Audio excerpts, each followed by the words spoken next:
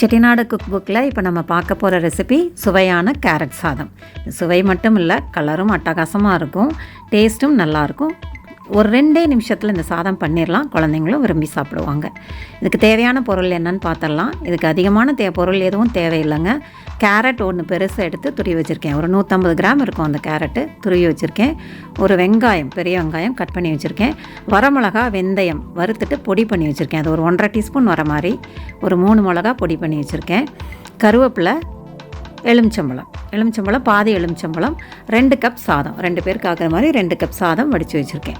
இப்போ இதை வச்சு இப்போ செஞ்சிடலாம். பேன் காய வச்சுட்டு ஒரு 2 டேபிள் ஸ்பூன் எண்ணெய் விட்டுருக்கேன். காஞ்சோடனே கடுகு, உளுத்தம்பருப்பு, கடலைப்பருப்பு போட்டு நல்லா பொரியட்டும். பொரிஞ்சு செவந்து வரும்போது நம்ம இந்த வெங்காயத்தை போட்டுடலாம். போட்டு வதக்கிக்கலாம். கருவேப்பிலையும் சேர்த்துடலாம். நல்லா வதங்கி வரும்போது நம்ம ஒரு கேரட் துருவி வச்சுருக்கோம்ல, ஒரு பெரிய கேரட், அது 1 கப்பு துருவல் வந்துச்சு, அதை அப்படியே இதில் சேர்த்துடுறேன். நிறைய கேரட் போட்டாலும் நல்லா இருக்குங்க, டிஃப்ரென்ஸே தெரியாது, ரொம்ப நல்லாயிருக்கும் கேரட் சாதம். நல்லா வதங்கி வரட்டும். இது தண்ணி சேர்க்க வேணாம், அந்த தண்ணியே, காயில் இருக்கிற தண்ணியே போதும். வதங்கி வந்த உடனே, நல்லா சுருங்கி வதங்கி வந்த உடனே சாஃப்டாக எலுமிச்சம்பழ சாறு சேர்த்துடலாம்.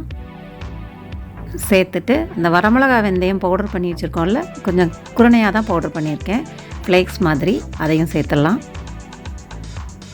சால்ட்டு, சாதத்துக்கு தேவையான சால்ட்டு இதிலையே சேர்த்துடலாம்.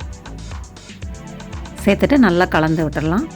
கலந்துட்டு ஒரு நிமிஷம் மிதமான தீயில் இது நல்லா ஒன்றா அந்த காரம், புளிப்பு, உப்பு எல்லாம் அந்த காய் கூட, அந்த காயோட ஸ்வீட்னஸ் எல்லாம் சேர்ந்து குக் ஆகிற அளவுக்கு வச்சுட்டு வடித்து ஆற வச்சுருக்க சாதத்தை எடுத்து இதில் போட்டு கலந்து விட்டுடலாம். இது ரொம்ப ஈஸி, செய்கிறதும் ஈஸி, டேஸ்ட் ரொம்ப நல்லாயிருக்கும். செஞ்சு பாருங்கள், குழந்தைங்க உண்மையாகவே விரும்பி சாப்பிடுவாங்க.